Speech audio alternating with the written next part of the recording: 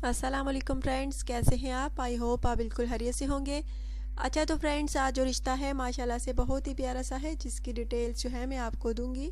लेकिन friends, details की जानिब जाने से पहले उस भाई को मुबारकबाद देना चाहूँगी जो कि फ्रेंड्स रिश्ते के लिए सिलेक्ट हुए हैं। नाम उनका है आफ्ताब है और ये जो है इटली में रिहाइश पजीर हैं। फ्रेंड्स, बहुत बहुत मुबारक हैं। पाकिस्तानी लेकिन इटली में रिहाइश पजीर हैं, वहाँ ये सेटल हैं।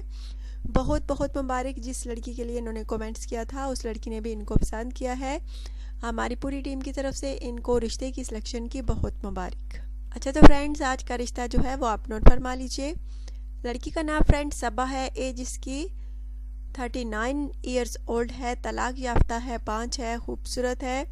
पर इसका कहना है कि बांझपन की वजह से जो है किस्मत फूटी है और तलाक हो गई है।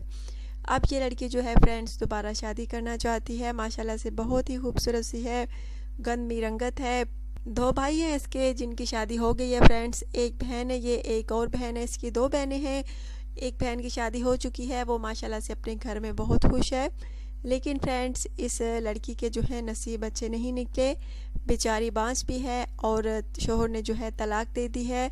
अब इसका कहना है कि मुझे कोई अच्छा सा जीवन साथी मिले तो मैं भी अपना घर बसा लूँ दोबारा।